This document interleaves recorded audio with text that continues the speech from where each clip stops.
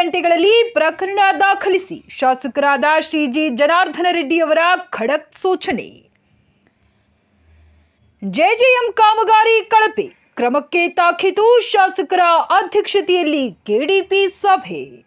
ಗಂಗಾವತಿ ನಿಗದಿತ ಅವಧಿಯಲ್ಲಿ ಜೆಜೆಎಂ ಕಾಮಗಾರಿ ಮುಗಿಸದ ಹಾಗೂ ಕಳಪೆ ಮಾಡಿರುವ ಗುತ್ತಿಗೆದಾರರನ್ನು ಕಪ್ಪು ಪಟ್ಟಿಗೆ ಸೇರಿಸಿ 48 ಗಂಟೆಗಳಲ್ಲಿ ಅವರ ವಿರುದ್ಧ ಪ್ರಕರಣ ದಾಖಲಿಸುವಂತೆ ಆರ್ಡಬ್ಲ್ಯೂಎಸ್ ಎಇಇ ವಿಜಯ್ ಕುಮಾರ್ಗೆ ಶಾಸಕರಾದ ಜಿ ಜನಾರ್ದನ ರೆಡ್ಡಿಯವರು ಖಡಕ್ ಸೂಚನೆ ನೀಡಿದರು.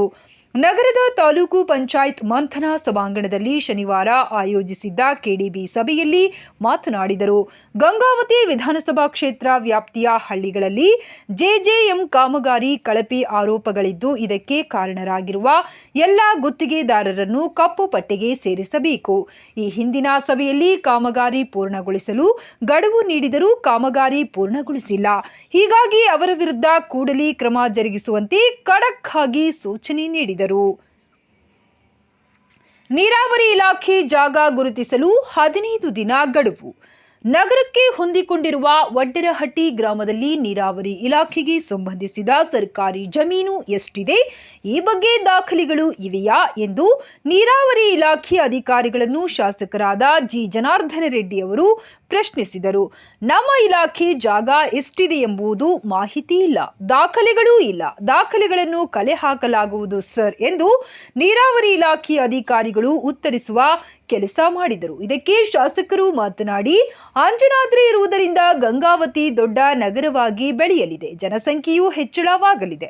ಜನಸಂಖ್ಯೆಗೆ ಅನುಗುಣವಾಗಿ ಅಗತ್ಯ ಸೌಲಭ್ಯಗಳನ್ನು ಕಲ್ಪಿಸಲು ಮುಂಜಾಗೃತಾ ಕ್ರಮ ಕೈಗೊಳ್ಳಬೇಕಿದೆ. ಜೊತೆಗೆ ಬಡ ಜನರಿಗೆ ಮನೆಗಳನ್ನು ಒದಗಿಸಲು ಸರ್ಕಾರಿ ಜಮೀನು ಬೇಕಿದೆ. 15 ದಿನಗಳಲ್ಲಿ ವಡ್ಡರಹಟ್ಟಿಯಲ್ಲಿ ನೀರಾವರಿ ಇಲಾಖೆಗೆ ಸೇರಿದ ಎಷ್ಟೋ ಸರ್ಕಾರಿ ಜಾಗ ಇದೆ ಎಂಬುದನ್ನು ಗುರುತಿಸುವಂತೆ ಗಡುವು ನೀಡಿದರು.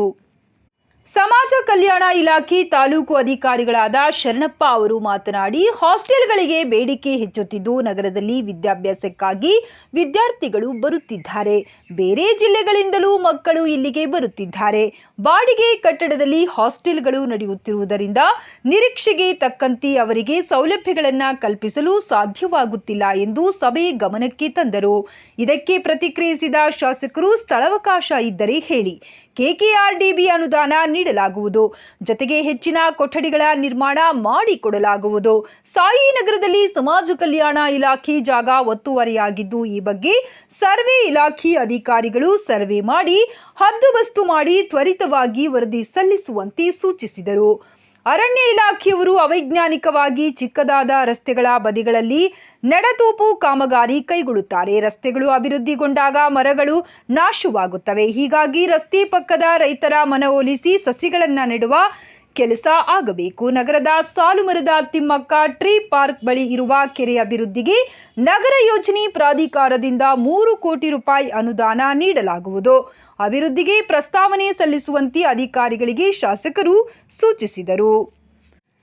ಸಿಡಿಪಿಒ ಪ್ರವೀಣ್ ಕುಮಾರ್ ಅವರು ಮಾತನಾಡಿ, ತಾಲೂಕಿನಲ್ಲಿ ಖಾಲಿ ಇರುವ 54 ಅಂಗನವಾಡಿ ಸಹಾಯಕಿಯರು, 7 ಶಿಕ್ಷಕಿಯರ ಹುದ್ದೆಗಳಿಗೆ ಅರ್ಜಿ ಆಹ್ವಾನಿಸಲಾಗುವುದು ಎಂದು ಮಾಹಿತಿ ನೀಡಿದರು. ಈ ವೇಳೆ ಶಾಸಕ ಜಿ ಜನಾರ್ದನ ರೆಡ್ಡಿ ಅವರು ಮಾತನಾಡಿ, ವಿಧಾನಸಭಾ ಕ್ಷೇತ್ರದ ಅಂಗನವಾಡಿಗಳಿಗೆ ಬೇಕಾದ ಮೂಲ ಸೌಲಭ್ಯಗಳು ಹಾಗೂ ಆಟಿಕೆ ಸಾಮಾನುಗಳ ಪಟ್ಟಿ ಮಾಡಿಕೊಟ್ಟರೆ ಸಿಎಸ್ಆರ್ ಫಂಡ್ನಿಂದ ಕೊಡಿಸುವ ಪ್ರಯತ್ನ ಮಾಡಲಾಗುವುದು ಎಂದು ಭರವಸೆ ನೀಡಿದರು. ಎಷ್ಟು ಪ್ರಕರಣ ದಾಖಲಿಸಿದ್ದೀರಿ? ಸಭೆಯಲ್ಲಿ ವರದಿ ಒಪ್ಪಿಸಲು ಬಂದ ಅಬಕಾರಿ ಇಲಾಖೆ ತಾಲೂಕು ಅಧಿಕಾರಿಗೆ ಆರಂಭದಲ್ಲಿ ಶಾಸಕರು ನಗರ ಮತ್ತು ಗ್ರಾಮೀಣ ಪ್ರದೇಶದಲ್ಲಿ ಅಕ್ರಮ ಮದ್ಯ ಮಾರಾಟದ ದೂರುಗಳು ಹೆಚ್ಚಿದ್ದು, ಅಬಕಾರಿ ನಿಯಮಗಳ ಪಾಲನೆಯಾಗುತ್ತಿಲ್ಲ, ಏನು ಕ್ರಮ ಕೈಗೊಂಡು ಎಷ್ಟು ಪ್ರಕರಣ ದಾಖಲಿಸಿದ್ದೀರಿ ಎಂದು ಖಾರವಾಗಿ ಪ್ರಶ್ನಿಸಿದರು. ಇದಕ್ಕೆ ಇಲಾಖೆ ಅಧಿಕಾರಿಗಳು ಈವರೆಗೆ ಒಟ್ಟು 174 ಪ್ರಕರಣ ದಾಖಲಿಸಿದ್ದು, 16 ಘೋರ ಪ್ರಕರಣ ದಾಖಲಿಸಲಾಗಿದೆ ಎಂದರು.